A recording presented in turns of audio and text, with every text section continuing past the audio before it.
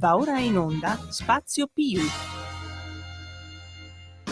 Buon pomeriggio e buon ascolto del consueto Spazio Più del martedì pomeriggio. Oggi è martedì 23 settembre, sono le ore 15:02 minuti.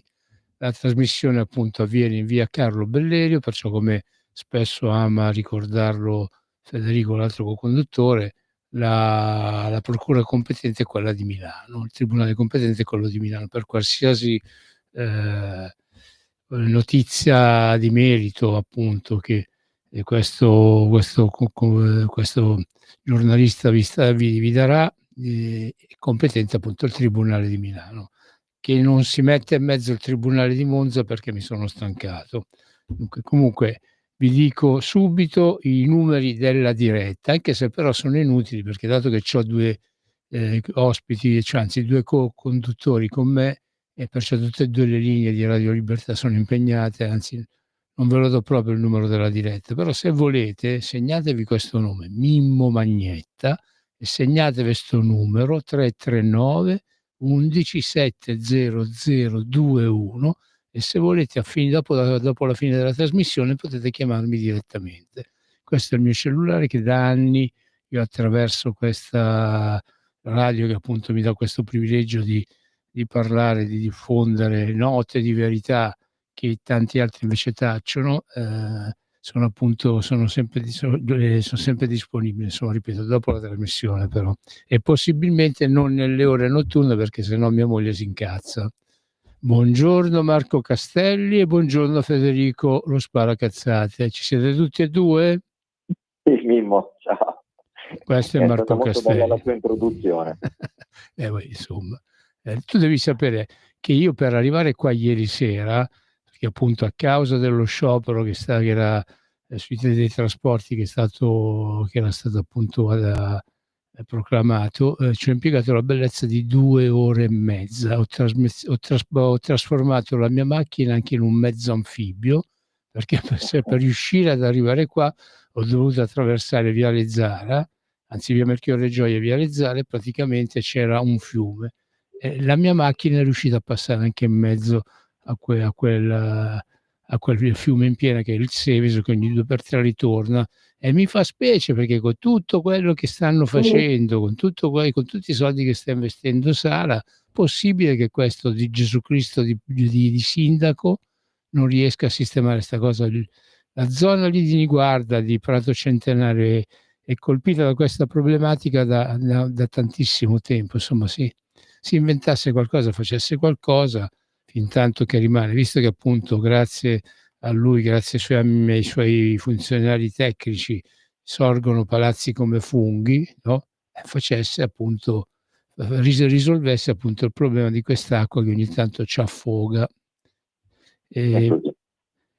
Federico, tu ci sei? Sì, ci sono, stavo ascoltando, stavo sentendo forte e chiaro, e io invece telefono da una località imprecisata sulla Sila, quindi in questo caso la procura competente non so quale sia. Scherzo, ovviamente è sempre quella di Milano, anche se uno chiama da un altro posto, perché la radio ha sede in Milano, così rinfreschiamo la memoria a qualche tribunale della Repubblica.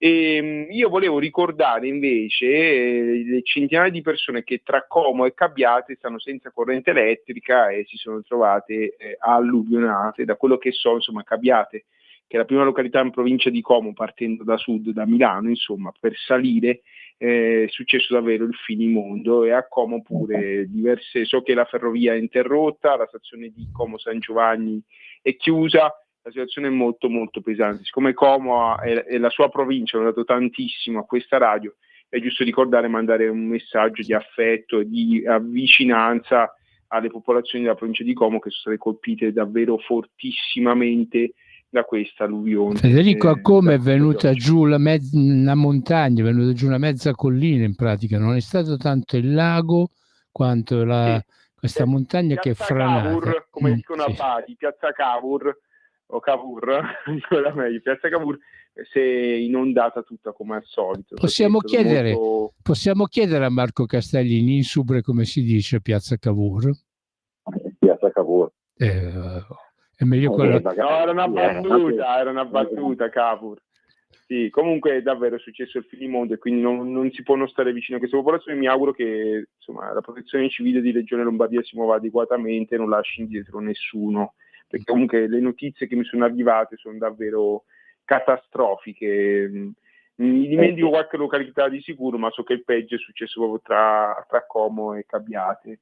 Marco lo sa perché più o meno sono luoghi vicini a quella che è la sua sede naturale e quindi non c'è bisogno nel comando per altre faccende. Oggettivamente sentito particolarmente come zona questa alluvione, sì.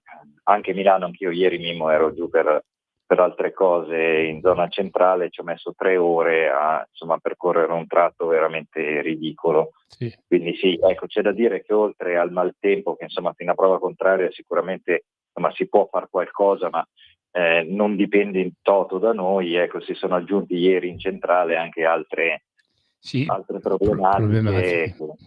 Che unite al maltempo e a tutto il resto hanno veramente reso ingestibile la situazione ieri di Milano. Le problematiche di cui tu parli sono quelle legate alla manifestazione indetta e portata avanti in difesa di Gaza, insomma, della situazione che si è determinata appunto a Gaza, di quello che sta succedendo lì, con le migliaia e migliaia di morti che ci sono ormai, insomma, da una parte e dall'altra. Io ieri sono stato bravo a dribblarli, praticamente, non so come, infilandomi da una parte all'altra, facendo una decina di infrazioni, sono riuscito a scavalcare i manifestanti e la polizia. Spero che non mi abbiano fotografato, se no sono cavoli senza zucchero. Comunque, sì, sono per diabetici, c'è qualcuno. Sì. Ma a proposito, ma la manifestazione che c'è stata ieri, appunto, pro Palestina libera, no? A Roma è stato molto civile, quindi possiamo ispirarci in un posto che comunque facciamo complimenti a Roma. Mi dispiace perché c'è una persona che sta al Parlamento europeo, si chiama Ilaria Salis, che guarda caso chiede di essere giudicata in Italia per cose simili, più gravi ovviamente. Là hanno aggredito delle persone. Anche in Italia so che ci sono diversi poliziotti contusi, almeno a Milano, sì. A Torino non ne parliamo, dove hanno fatto il finimondo. Certo è che viene da pensare che queste persone trovano un giudizio molto amichevole, o quantomeno bonario da parte della magistratura italiana. Ecco perché è importante andare a votare al referendum, che si tratta a marzo-aprile dell'anno prossimo, perché una mala giustizia colpisce tutti e queste persone si sentono autorizzate a fare quello che vogliono perché sanno che in Italia non pagheranno mai, compreso l'onorevole Ilaria Salis, che salutiamo, e che oggi una commissione del Parlamento europeo ha detto che non deve essere giudicata in Ungheria, quindi c'ha l'immunità. Vedremo cosa dirà l'Aula, però questo vi fa capire tante cose, cari amici a casa. L'Aula, Federico, se posso, confermerà la scelta di oggi, una questione numerica, non credo molto in ribaltoni. Si è manifestata dichiaratamente il fatto che il Partito Popolare Europeo, in questo caso capeggiato da Forza Italia, ha scelto una linea chiara, che è quella appunto di preservare l'immunità parlamentare della Salis. Questo qua probabilmente aprirà anche a dei ragionamenti politici a priori che sono stati fatti per una scelta del genere.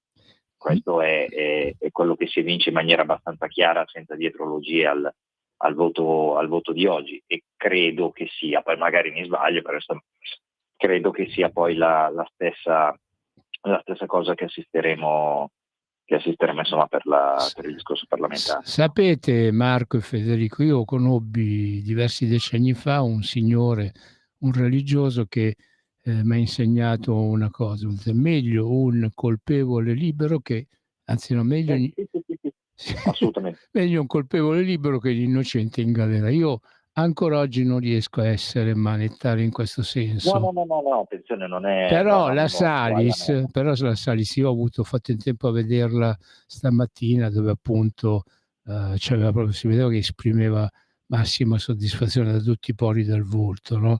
Non oso aggiungere aggettivi al discorso del volto che aveva, perché già una volta me l'hanno fatta pagare, non vorrei non vorrei fare un bis. È una bellissima ragazza, io Sì. sono già sposato perché altrimenti scapperei con lei. Sì, anche per l'emolumento che prende, che non è mica poco, insomma. Cioè, io... e anche per i mutui che insomma riesce a ottenere, insomma. Sì, è vero. Cioè, però appunto io vi invito a fare un'ulteriore considerazione. Hanno graziato la Salis, ma per quale motivo? Perché se avessero condannato la Salis, ma rimandandola da Orban, rimandandola in Ungheria, si sarebbero automaticamente autocastrati, perché appunto non è che nel Parlamento europeo ci sta solamente la Salis, che c'ha qualche scheletro anzi. C'è una lunga schiera, mi sembra il Parlamento di un paese sotto le Alpi che a me è molto familiare, almeno qualche anno fa. Appunto, cioè in pratica loro hanno fatto con questa operazione di preservare l'immunità parlamentare alla Salis, hanno preservato loro stessi. Cioè, io la vedo così come cosa, se non penso che sia fare dietrologia la mia. Mentre invece una cosa che mi fa così, m'ha messo simpatia, dai, diciamo, in fondo, i vari talk show, le varie trasmissioni che fanno, dove ci sta una del PD, che mi sembra si chiama Alessandri, non so cosa, comunque Moretti, Mimmo. Moretti, anche lei. È di Vicenza, l'ex vice sindaca di Vicenza. Appunto, sì, che lì a Rete 4 si scapicollava appunto a dire che il PD ha sempre condannato le violenze, che loro appunto sono sempre stati contenti. È andata a risvegliare addirittura Guido Rossa, manca a farla apposta. Ieri in televisione c'era un film su Prima Linea dove facevano vedere appunto tutte le azioni di come è nata Prima Linea e come appunto quello che ha fatto. Io l'ultima cosa che sono riuscito a vedere, poi mi sono addormentato, è stato l'attentato nei confronti del giudice Emilio Alessandrini, che era stato sparato. Ecco, a proposito di quello che diceva questa Moretti ieri, dice: ma qua non è vero, perché noi comunisti abbiamo sempre respinto la violenza, anzi l'abbiamo denunciata perché... l'identità comunista ora, quando stava a Vicenza era democristiana, era del PD però renziana democristiana, insomma. Mi fa piacere che ha avuto un'evoluzione. Il Partito Democratico ha sempre denunciato, la sinistra italiana è sempre stata quella che ha fermamente condannato tutto. A quello che ha detto lei si è aggiunto anche quello che ha detto un'altra faccia di puntini che è Maurizio Landini, che c'era stamattina sulla terza rete, che ha detto tutta una serie di falsità, col sorriso stampato sulle labbra, cioè era uno che diceva falsità sapendo che le diceva, e che gli italiani praticamente non potevano controbattere, perché praticamente lì è stato un monologo, perché era sulla trasmissione della terza rete, però in pratica sembrava tele CGL, perché appunto questo se a proposito di dietrologie, di cose che non mi appartengono, io ho letto, per una volta sono andato sui social, ho letto diversi canali social che lanciano insomma notizie un po' misto tra preoccupante e naif. Volevo parlarne con voi. Io Marco, che è un esperto di politica estera, e tu che hai vissuto buona parte della storia, tu ormai quasi 3/4 di secolo, Mimmo, anche se sei un ragazzino, sei un simpatico vecchietto di Cologno Monzese. E quindi volevo dirvi quello che ho letto stamane sui social. Però prima mi devi far finire di dire quello che diceva la Moretti, praticamente, perché la Moretti praticamente ha detto che non è vero che la politica italiana, quella di sinistra, diciamo, è a favore dei violenti. Ecco, io voglio ricordare una cosa, che visto appunto che appresso alle cazzate che ho sentito dire a Rete 4 e anche alla terza rete, poi appunto ho visto sto film sulle opere di Prima Linea, e sulla fine appunto che fece il magistrato Emilio Alessandrini, praticamente, che quando accadde questa cosa, io me lo ricordo perché io compravo i giornali della mattina e quelli del pomeriggio, su quelli del pomeriggio praticamente venivano fuori tutte le edizioni straordinarie degli attentati che all'epoca facevano. Praticamente lì non c'era un giorno che non c'era una edizione straordinaria nel pomeriggio che annunciava o la gambizzazione o la morte di qualcuno. Ecco, Io mi ricordo i giornali che uscirono, il Corriere dell'Informazione, la notte no, perché con Nino Nutrizia era un pochino più obiettivo, ecco, ma sul Corriere d'Informazione praticamente fascisti travestiti da comunisti. Ci fu la rivendicazione appunto di Prima Linea, cioè, no, cioè, quelli non possono, sono fascisti travestiti da comunisti. Ecco, stiamo praticamente sentendo da Moretti, è come se avessi risentito tutte queste dichiarazioni fatte in quel tempo. Tu appunto dicevi che io non sono più un ragazzino. Ma Mimmo, visto che Halloween si avvicina, su Zalando li vendono ancora questi travestimenti? Quelli da brigatisti rossi, da fascisti travestiti da brigatisti rossi. Beh, si erano inventati anche quell'altro film, I fascisti su Marte. Cioè, tutte... quello è molto serio, tra l'altro sui fascisti su Marte consiglio a tutti di sentire la fine, che è qualcosa di meraviglioso, penso sia l'ultima cosa intelligente fatta dal cinema italiano, insomma, gli ultimi 3 minuti di Fascisti su Marte, cosa realissima tra l'altro. Ma guarda, se posso, Fede, interrompere un secondo quello che stai dicendo sui social, che magari ti faccio anche un buon gancio. Mi aggancio a mia volta a quello che ha detto Mimmo, che era più o meno come ci eravamo salutati settimana scorsa.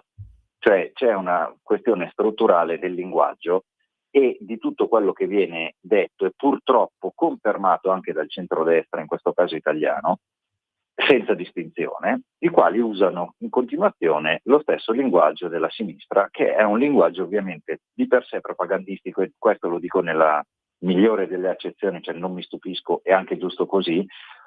Il problema è che arrivano alla mistificazione della realtà in modo scientifico. Mi spiego, questa cosa qua dei fascisti rossi ha rotto le palle. Questa è violenza antifascista, dichiaratamente antifascista, è una violenza comunista, dichiaratamente comunista, al pari di tutti quegli attentati degli anni 70 che hanno riempito le cronache italiane e gli auditori di tutta la nazione.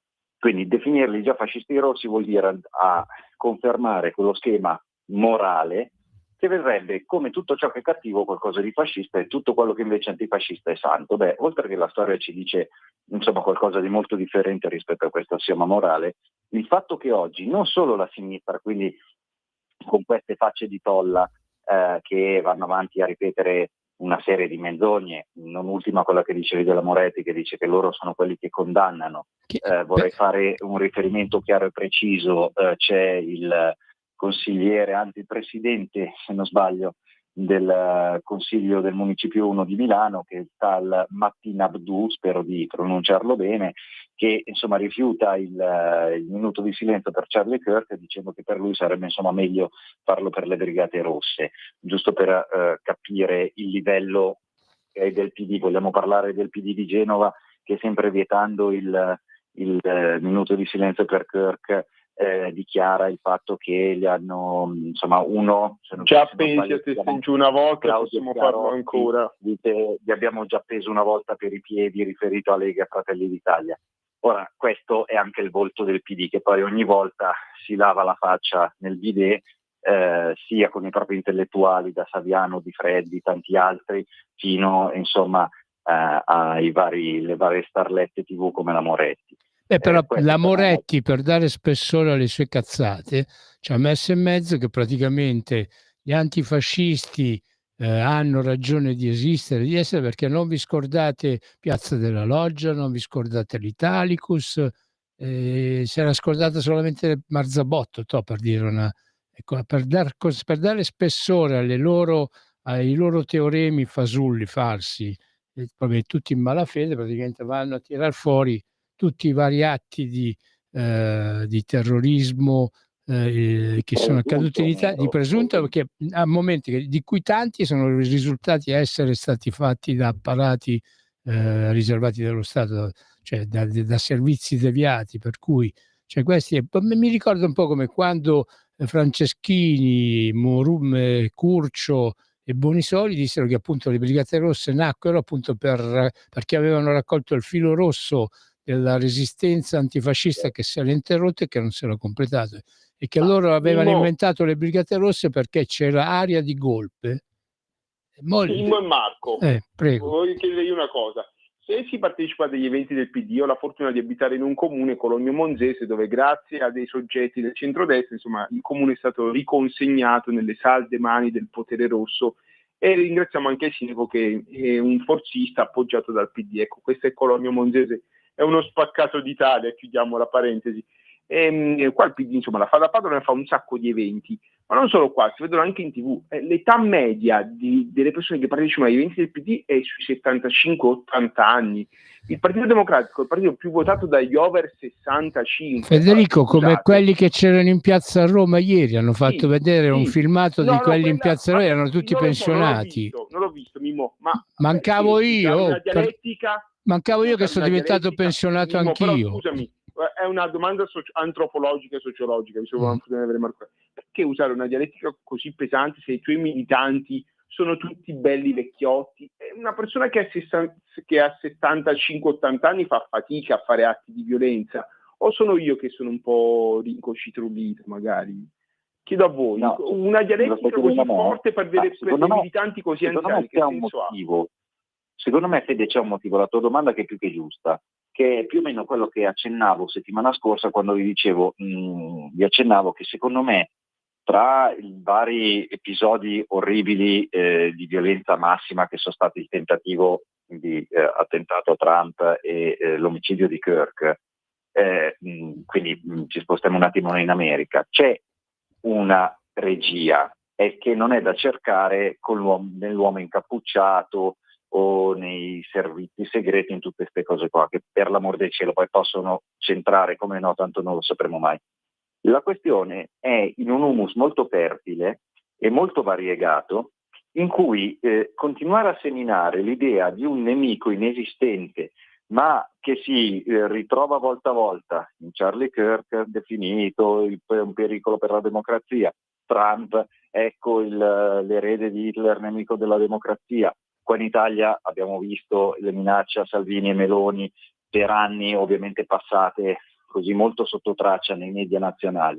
Il ruolo dell'intellettuale, il ruolo dell'influencer, il ruolo di quello che riesce ad avere un certo tipo di audience e instillare costantemente l'idea del nemico comune che, attenzione, è quello che propaga odio, quindi è il cattivo che parla male di tutte le categorie di interesse dei progressisti.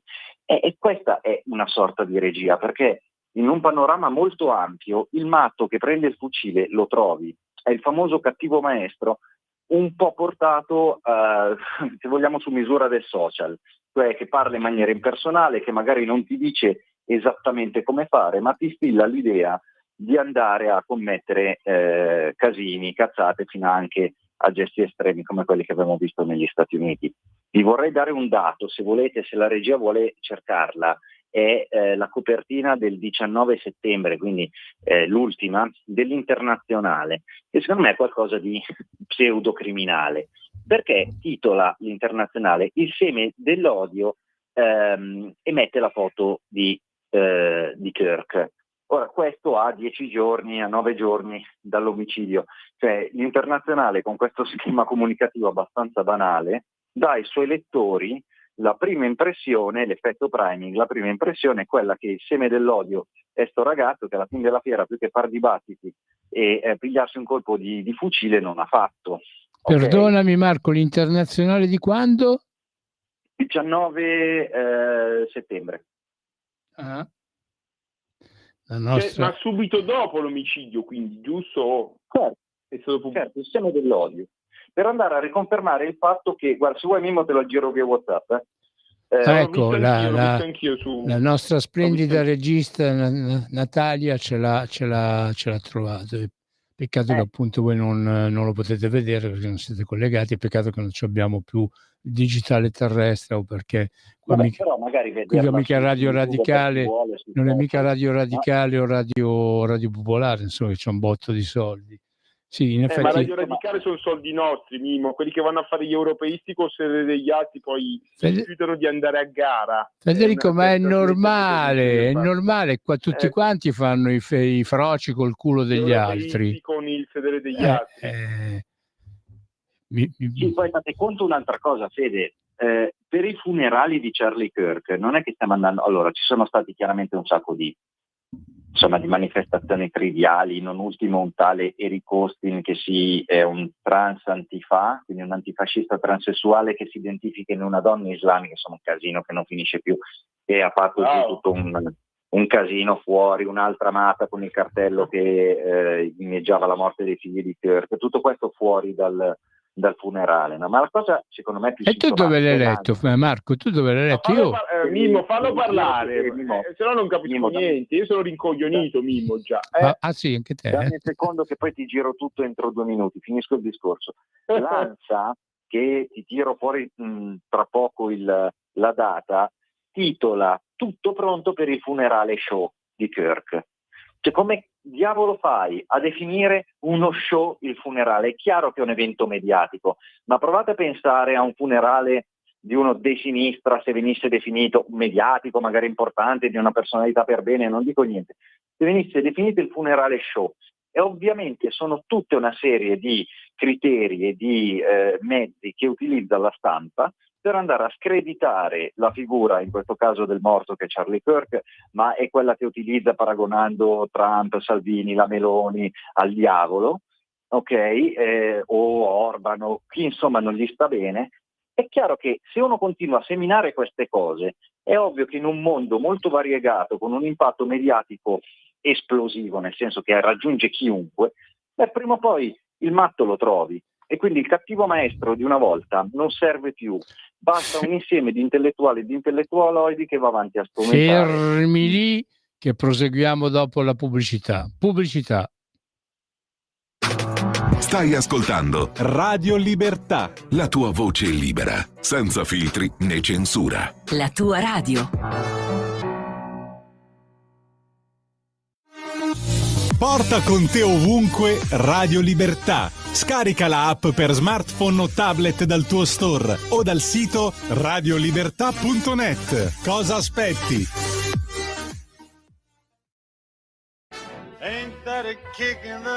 Ascolta i tuoi programmi preferiti, le notizie, la musica che ami e non solo. Con l'app di Radio Libertà puoi interagire con i conduttori, anche quando sei in movimento. Non aspettare, cerca Radio Libertà nello store del tuo smartphone o tablet e scarica l'app gratuitamente. Radio Libertà, tutta la radio con te. Scopri di più su radiolibertà.net. Semplicemente la tua radio. Rieccoci, siamo sempre su Radio Libertà, questo è sempre lo spazio più del martedì pomeriggio con me Federico Carbonari e Marco Castelli. Marco, ti avevo interrotto su un punto, prosegui. Sì, dicevo, il fatto che ci sia tutta questo interesse nell'avere un gruppo di intellettuali, di influencer, di gente che riesce a raggiungere un numero incredibile di persone, come mai prima nella storia si pensava. E rende inutile il cattivo maestro di una volta, perché basta indicare come fomentatore di odio, super cattivo, diavolo, il nemico di turno, e prima o poi quello che fa la cazzata, il matto, che ne so io, l'estremista vero, e lo trovi facile e non avrai mai responsabilità diretta. Pensa che io Questa cosa qua è molto pericolosa. E sia chiaro, io sono contrarissimo all'hate speech come reato e a tutte queste robe qui, però bisogna tenere bene in considerazione che questi secondo me hanno una strategia, sì, e sono capaci che non è che debba portare per forza all'omicidio, ma è quello di tenere ben saldi i canoni morali e indicare il loro bene sugli scranni dei nuovi sacerdoti che indichino bene chi è il cattivo e chi è il buono.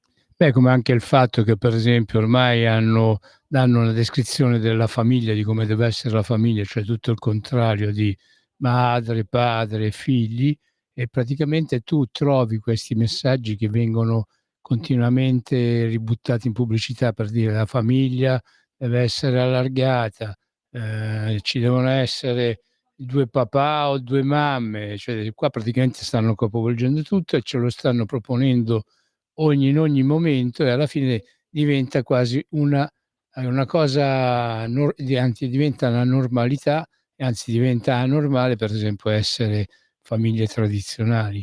Ne convieni, Federico, anche tu o no? Sì, è un momento storico però dove succede, cioè dove serve l'esatto contrario, perché è un mondo dove spirano venti di guerra e servirebbe che la gente facesse figli, se insomma servono persone carne e ossa per combattere o servire negli eserciti, visto quello che sta succedendo.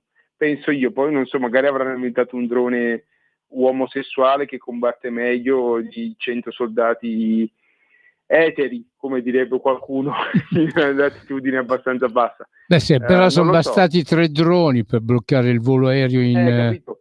cioè, così. Infatti volevo parlare con voi di quello che ho letto stamattina in vari canali social.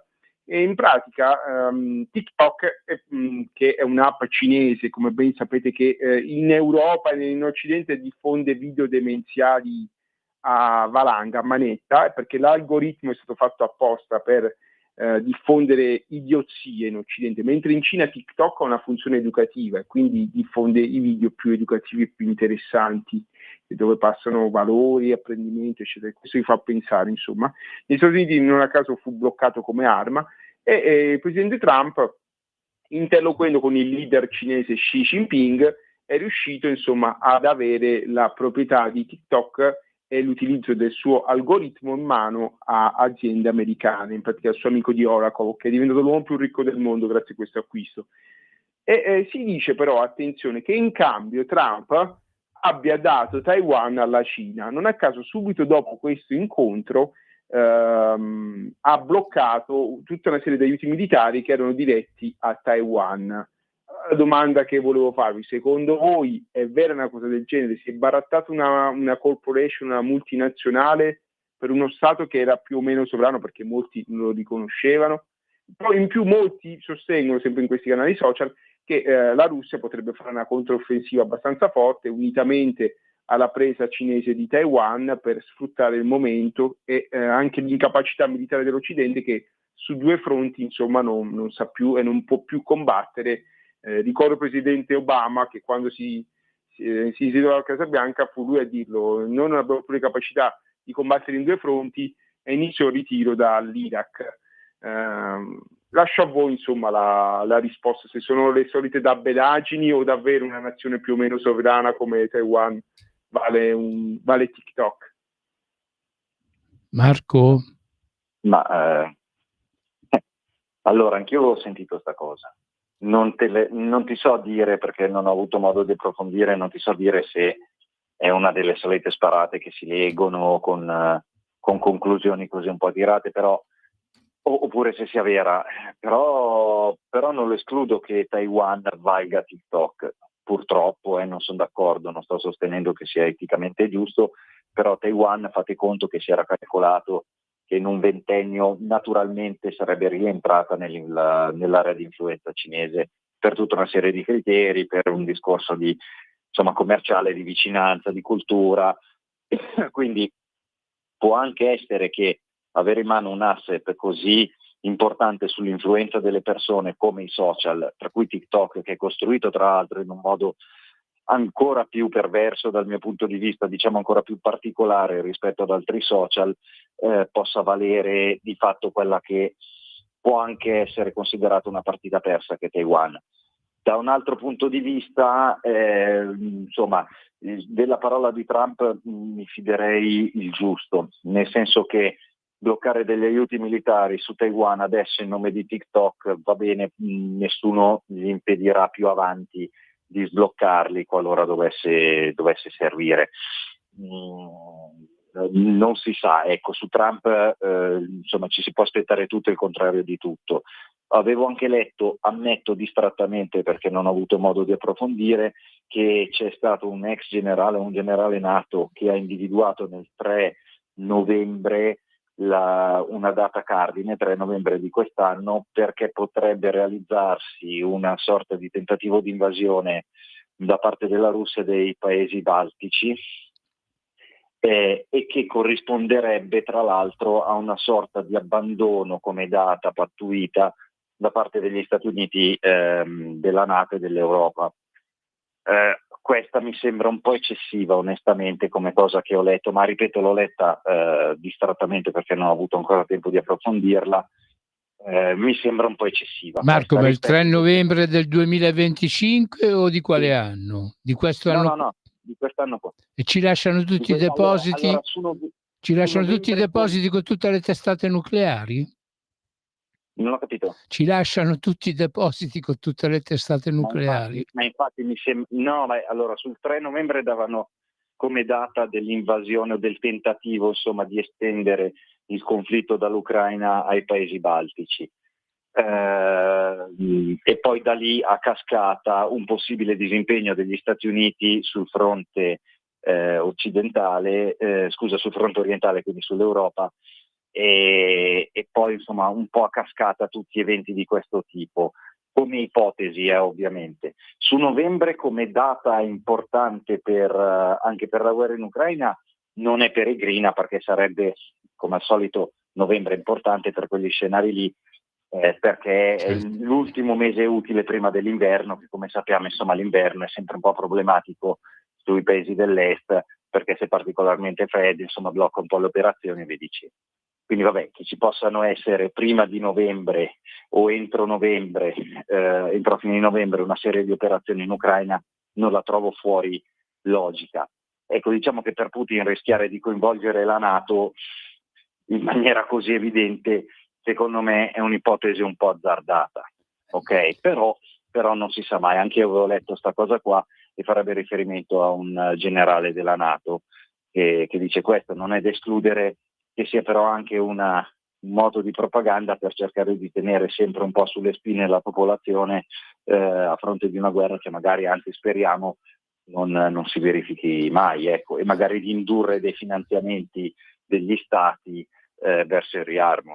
Non è neanche da escludere questo. Devo chiedere perdono a tutte le ascoltatrici e a tutti gli ascoltatori. Io avevo capito invece che praticamente dal 3 novembre, a seguito di quello che sarebbe stata l'azione russa, praticamente la NATO e l'America ci avrebbero abbandonato.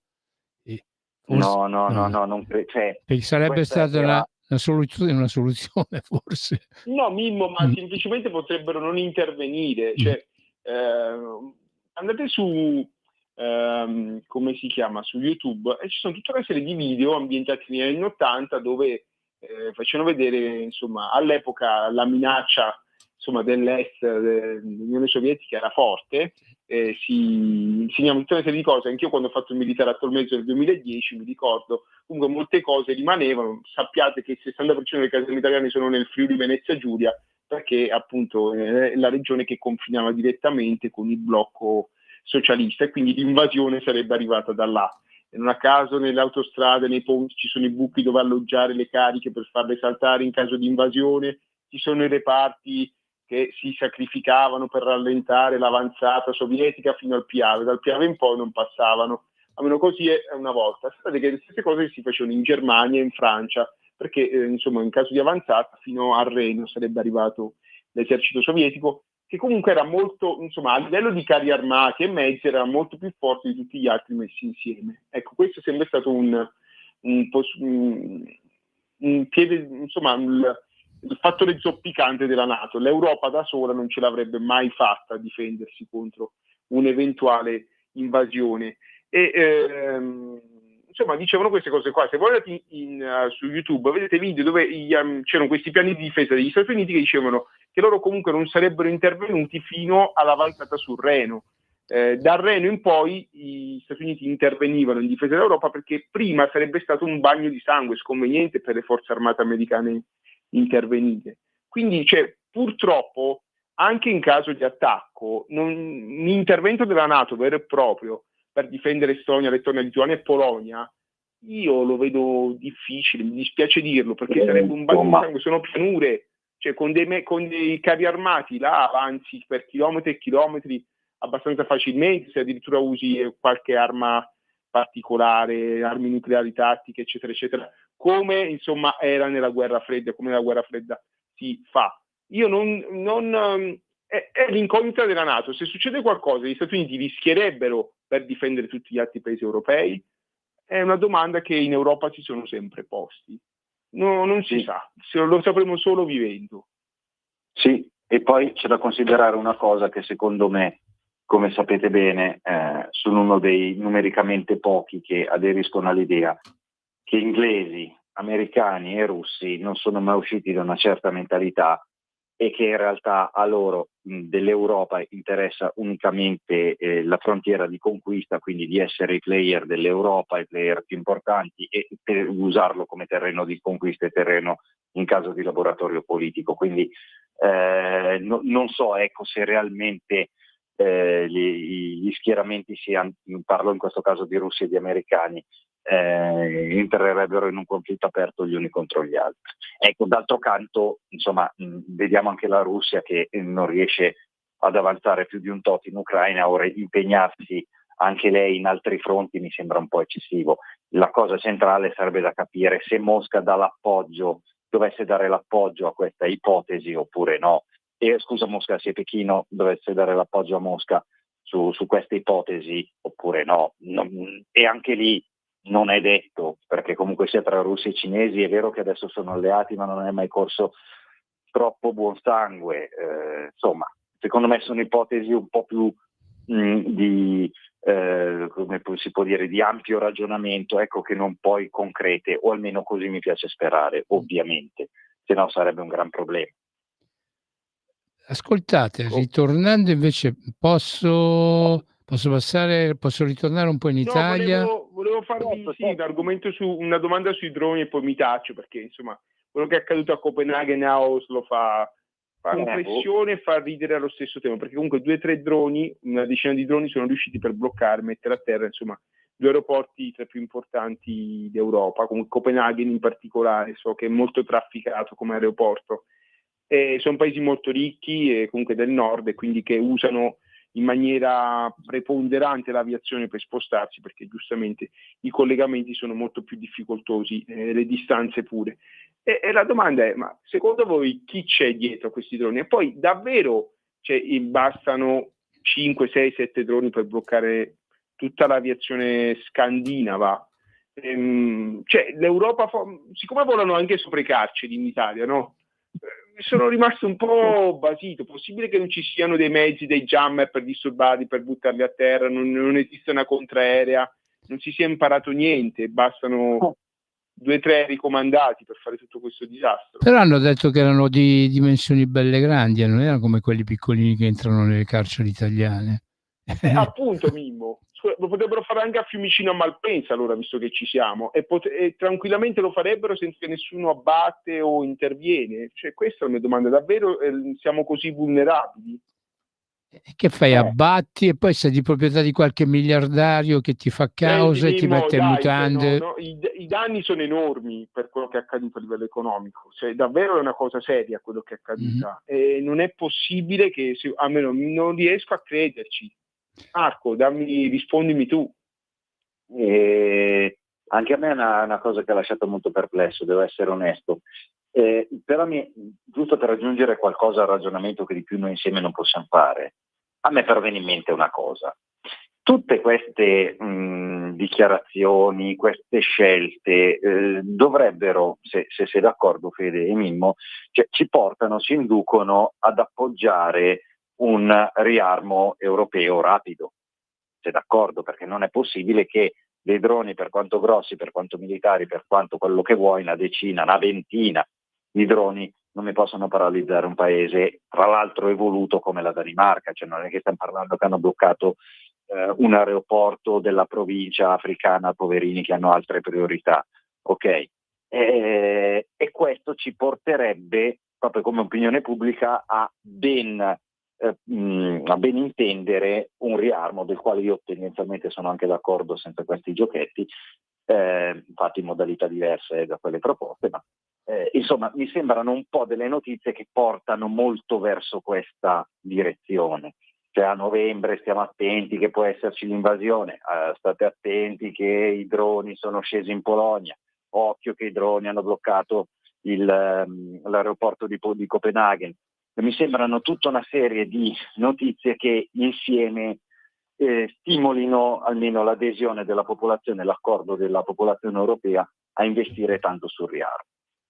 Ecco, poi sul resto ovviamente non ne ho la più pallida idea e secondo me non c'è una notizia completa, non dico vera, ma completa che gira in queste ore a riguardo. O no, Fede, che dici?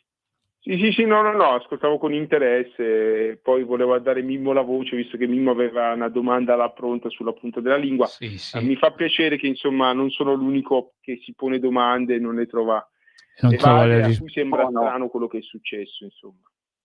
Io invece la domanda che mi sto ponendo da qualche giorno a questa parte, sapete, io sono scampato, sono sopravvissuto a quello che è stato un periodo molto particolare in Italia, cioè me la sono veramente cavata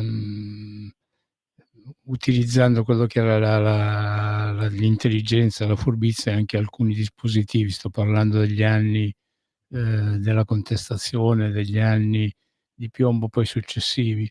Ecco, io non vorrei che con quello che si sta determinando a livello appunto di inviti a rimettere la gente, ad appendere la gente a testa in giù, non vorrei che uscendo da via Bellerio mi trovo qualcuno che riesce a farmi quello che tanti che avevano tentato in passato non erano riusciti.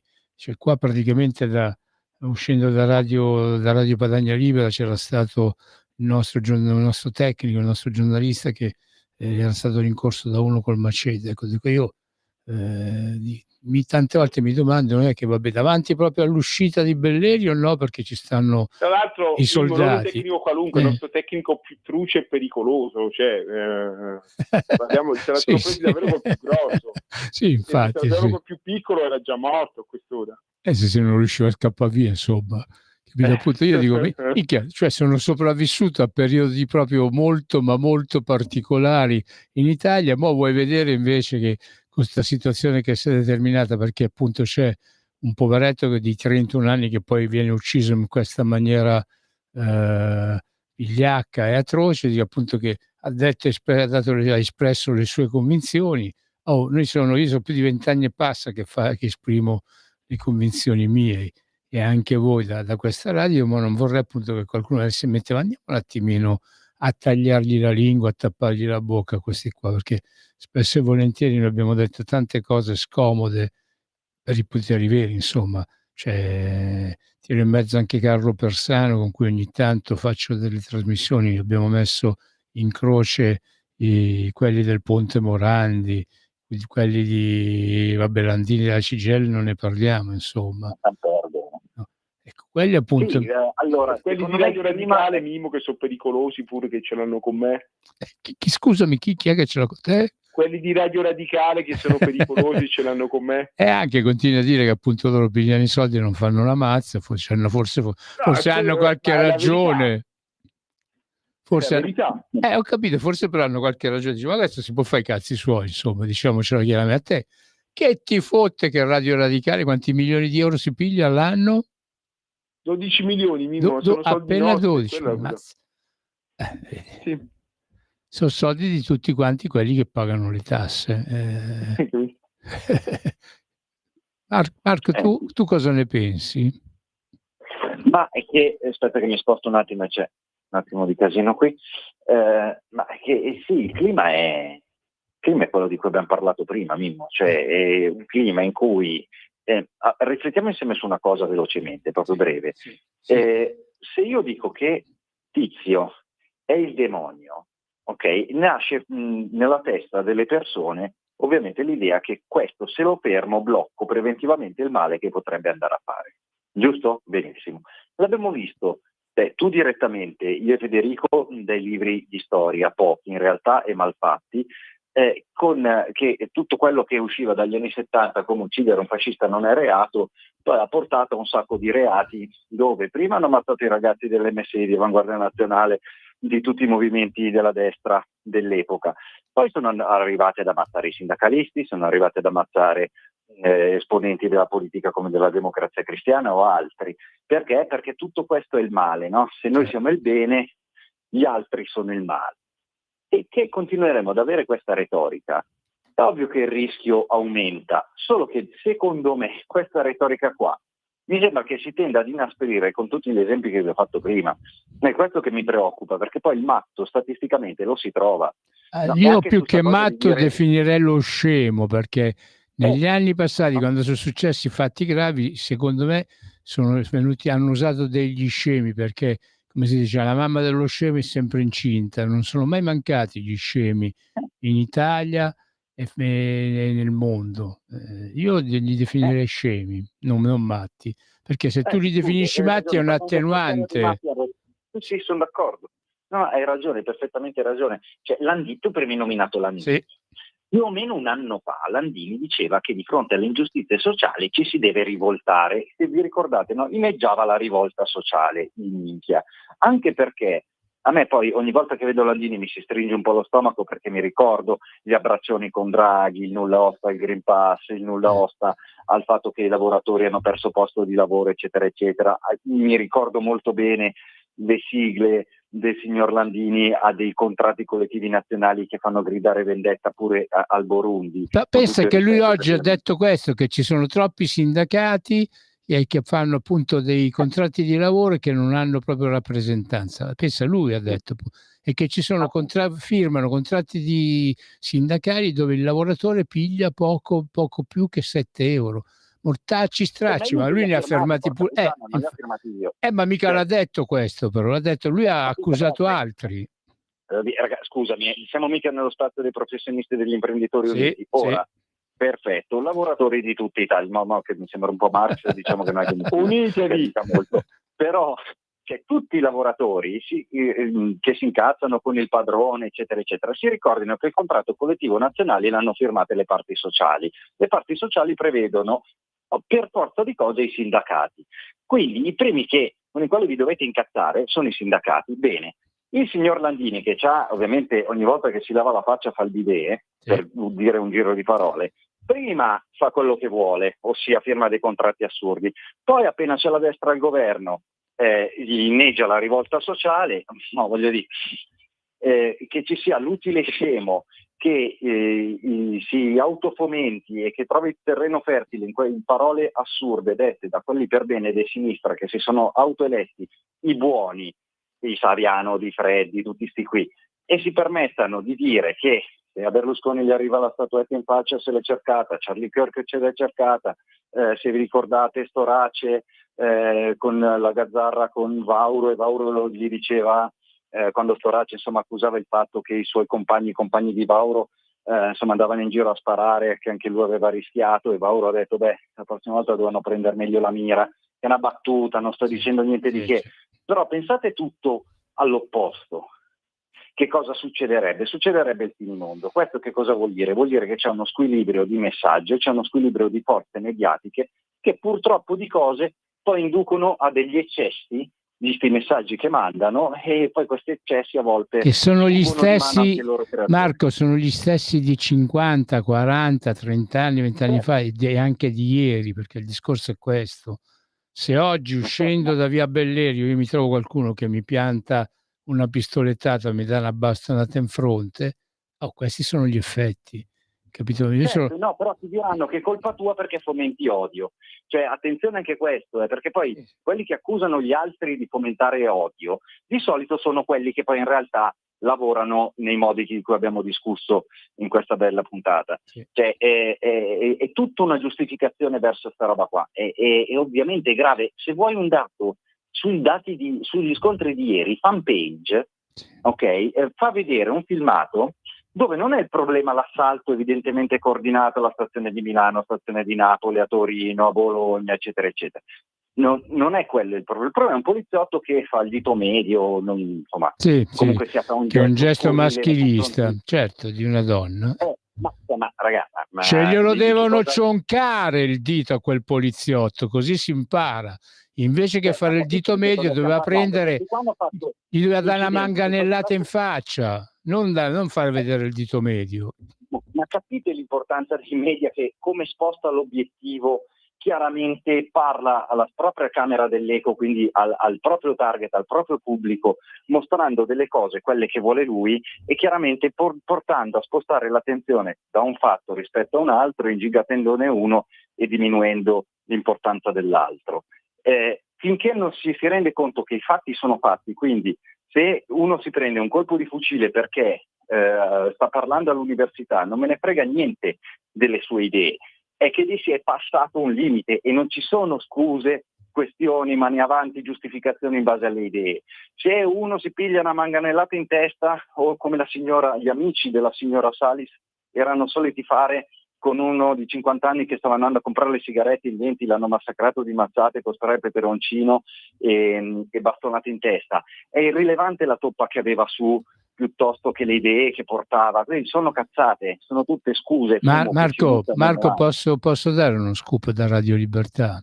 La signora Salis, che appunto è di Monza, praticamente, ecco, io voglio dare lo scoop. Praticamente le squadre di picchiatori, quelli che hanno ridotto in carrozzina a rotelle tanti ragazzi di destra, arrivavano per la maggior parte da Monza, perché appunto erano nati, vissuti, cresciuti a Monza, solo che a Monza non potevano fare tanto perché c'avevano i giovani che stavano sul versante opposto, che erano un tantinello più tosti di loro, e allora non potevano farlo a Monza, venivano a fare a Milano quello che appunto non potevano fare a Monza. A Milano hanno versato proprio litri di sangue, hanno scassato un sacco di teste, veramente era proprio una banda di carogne di prima categoria. Sì, assolutamente. Cioè, gente per niente tenera. Immagino che siamo verso la chiusura. Ora, Federico, Mimmo, vi voglio dare anche io uno scoop, così in diretta. Anche oggi nessun fascista, nessun iscritto a Casa Pound, Lealtà Azione, nessun iscritto alla Lega, nessun iscritto a Fratelli d'Italia, se non ricordo male dai dati che ho appena visto e letto proprio in questo momento, nessun cattolico, nessun pagano, nessun induista oggi ha ammazzato nessuno, e neanche nelle ultime 48 ore, nelle ultime settimane. Non si può dire la stessa cosa invece di estremisti di sinistra, militanti progressisti, immigrati che ovviamente sono impazziti e via dicendo. Quindi se uno vuole fare un'informazione seria, e questo è anche rivolto e soprattutto rivolto al centrodestra e ai suoi esponenti, la smetta di usare il linguaggio degli altri, perché comincia a diventare offensivo veramente per l'intelligenza e per chi invece nel centrodestra o nella destra si ritrova ancora. Insomma. Certo. Federico? Vabbè, allora io spero che il treno della rivoluzione non si fermi e vada dritto a Roma. Compagni, destatevi, prendiamo il potere. Questi davvero a me fanno ridere, perché sono 4 idioti, cioè ora mi becco io la guerra, ma parliamo di 4 idioti che oltre a occupare immobili e fumarsi le canne non sanno fare. Mi dispiace, se avessero usato i mezzi che avevano per produrre qualcosa di serio e di sano avrebbero potuto fare molto molto di più. Ecco, guardate che ha ragione Salvini quando dice che per i prossimi scioperi ci vuole la cauzione, perché si è rotto le palle al 3%, se non sbaglio i dati ministeriali sono quelli, 3% di adesioni, di istruzione in giro, perché chiaramente insieme a chi ha voglia, giustamente non entro nel merito, è di manifestare pacificamente. Chiaramente gli organizzatori strizzano o comunque sia non bloccano, strizzano l'occhio o non bloccano le frange più violente che hanno preso in ostaggio la stazione di Milano, di Napoli, a Torino i viali, a Bologna lo svincolo autostradale e via dicendo. È per questo che, Marco, è per questo che la CGIL ha anticipato a venerdì la manifestazione. In questa maniera si è dissociata da sta cosa, diceva, si è messa con le spalle al muro, così. Tante volte questi approvassero veramente questa cosa, che se si organizza una manifestazione poi bisogna corrispondere in denaro, devono fare una fideiussione. Può essere, a me fa riflettere una cosa. Vi ricordate l'ultimo referendum, uno dei peggiori mai fatti, quello che chiaramente non ha raggiunto il quorum, no? Quello promosso dalla CGIL? Mm-hmm. Io ricordo le ultime settimane, quando probabilmente con dati alla mano sapevano che insomma i sì non sarebbero mai passati, dicevano no, ma andate a votare, qualsiasi cosa andate a votare, anche no, ma andate a votare. Tutto questo perché chiaramente se è raggiunto il quorum anche con il no, loro avrebbero avuto diritto al rimborso elettorale. No? Ecco, secondo me sì, Salvini in questo ha assolutamente ragione, perché quando gli tocchi il portafoglio a qualcuno, insomma, o rischiano il portafoglio, è un po' come un tempo rischiare il proprio sangue, quindi potrebbe essere un buon mezzo per andare a limitare quantomeno certi eccessi. Federico, tu che sei il nostro costituzionalista, può essere possibile a norma di Costituzione, dalla nostra splendida Costituzione? A O norma no? di Costituzione no, ma a norma di magistratura no, anche perché purtroppo ci sono moltissimi dei loro figli che vanno a fare quelle cose là, e si sa benissimo che, insomma, come diceva Pasolini, che i figli della borghesia trovano usbergo in questi movimenti de sinistra, di sinistra. Io ho avuto modo di conoscere gente, figli di persone ricchissime di Genova, di Milano, di Torino, anche di Padova, che frequentavano i centri sociali, e il papà poi veniva a prenderli col Mercedes col Mercedes classe E o con la BMW serie 7, che costava come casa mia. Ecco, quindi sono persone che, dato il loro censo e dato che sono figli di boiardi quasi sempre, è molto difficile che paghino e vengono toccate, quindi forse i soldini, però dubito che i loro parenti che sono nella magistratura li colpiscano. E con questo devo ringraziare Marco Castelli, che ogni volta che lo chiamo è presente. Grazie caro, se posso chiudere con uno slogan dei suoi tempi che mi ha sempre fatto ridere, che lo riproponevano con questo saluto, insomma, delle scritte sui muri che apparivano dicendo: compagno Berlinguer, perché non dici mai che i camerati morti sono figli d'operai. Ecco, giusto per fare la chiosa a quello che diceva Federico. Grazie Marco, grazie per il tuo esserci. Poesia. Federico, chiudi tu? Beh, grazie a tutti per l'ascolto, voglio rinnovare i saluti alle popolazioni di Como e anche al nostro direttore Giovanni Sallusti, che Dio lo conservi e lo illumini, che anche lui di Como spero che almeno, insomma, casa sua sia salva. Grazie a tutti per l'ascolto e restate sempre qua su Radio Libertà. Buona serata.